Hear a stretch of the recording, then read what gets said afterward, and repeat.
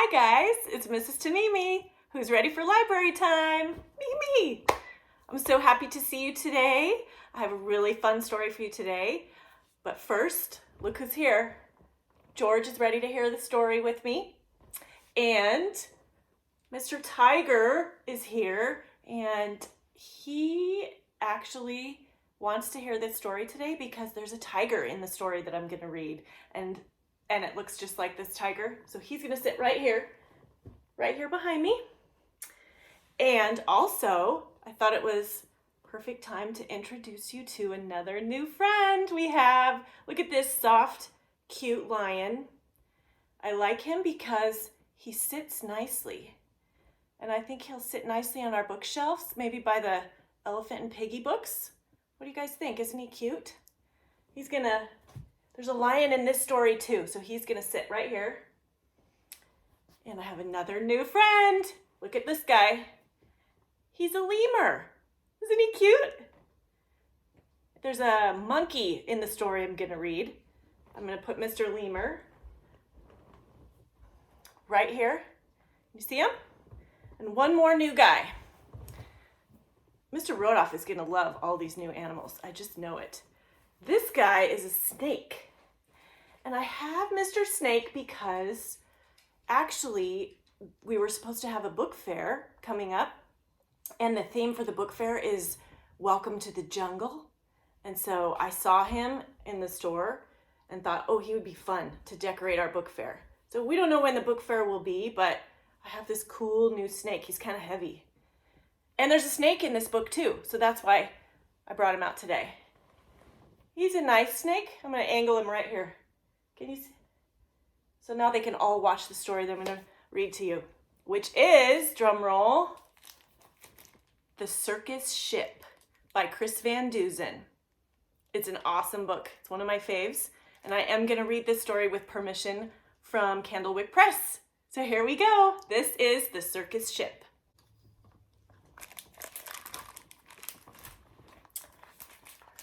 5 miles off the coast of Maine and slightly overdue, a circus ship was steaming south in fog as thick as stew.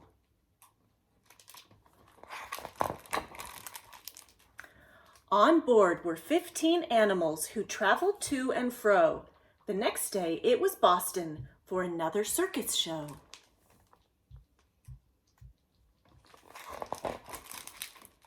The captain, Mr. Carrington, was honest and sincere.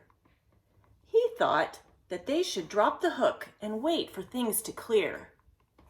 But Mr. Payne, the circus boss, was terribly demanding.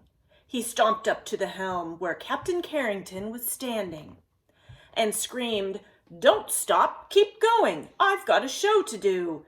Just get me down to Boston town tomorrow, sir, by 2. He's mean. Then came a crash, an awful bash. Things flew into the air. The ship had smashed into a ledge that no one knew was there.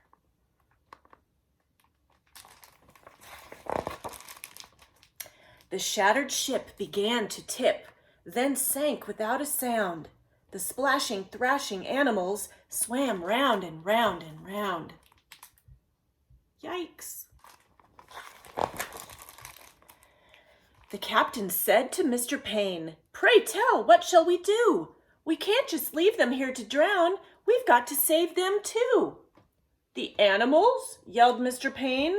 "Why, sir, what are you, daft? It's me that you should rescue. Now pull me up into the raft." "Now ferry me to safety, sir, before I die of cold.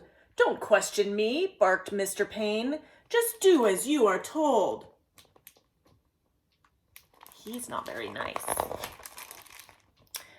Through chilly water all night long, the animals swam on until they reached an island beach just before the dawn. They pulled themselves up on the shore, bedraggled, cold, and beat, then staggered to the village on weary, wobbly feet. They look exhausted, don't they? But they made it to the shore.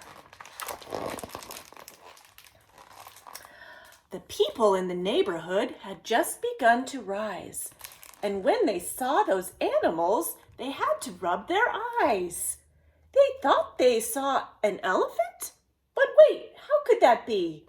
And what's that little monkey doing in the cherry tree? What? I don't know what's happening.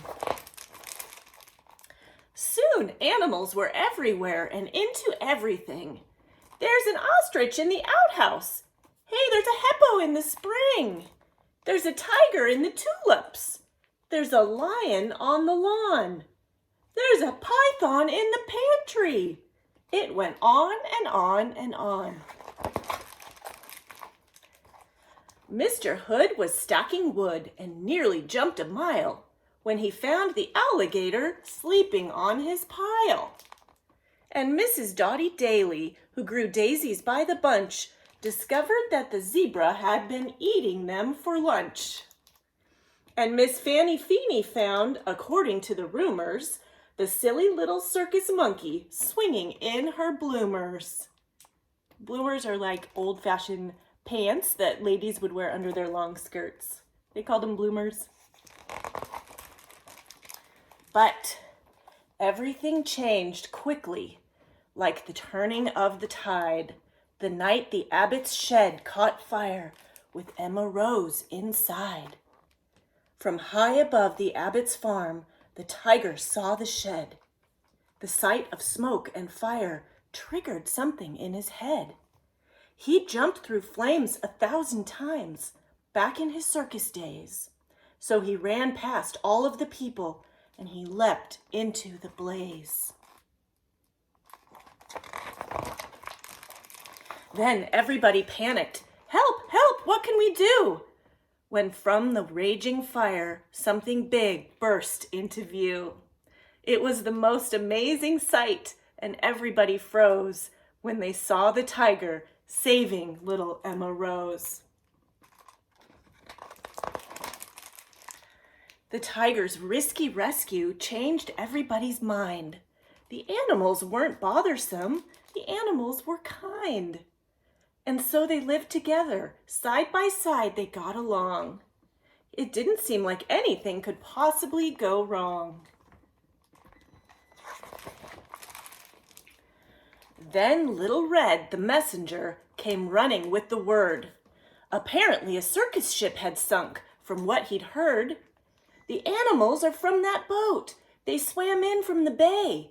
The greedy owner wants them back. He'll be here any day. So the people called a meeting, and they quickly hatched a plan. No animal that came ashore would sail off with that man. The next day, at the crack of dawn, a ship was at the pier, and up the lane marched Mr. Payne, whose voice was loud and clear. I am the circus owner. My ship sank in the murk. I've come to find my animals and put them back to work.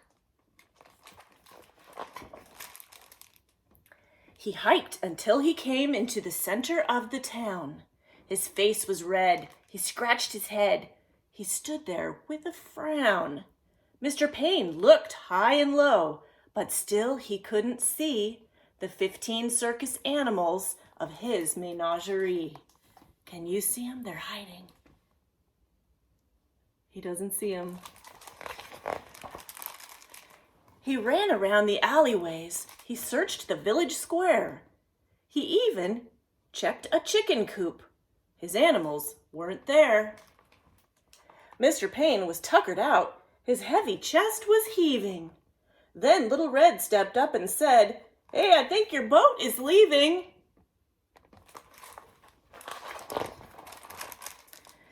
He ran off in a fit of rage. His ship was leaving sight. So he jumped into a rowboat and he rowed with all his might. And from that day, they like to say their lives were free of pain. It was a happy, peaceful place upon that isle in Maine. The end. Wasn't that great? I love that one. I could read it every year. I hope you guys liked it. And I guess that's the end of library today. I hope you guys have a great day, and I'll see you next time. Bye. I miss you guys.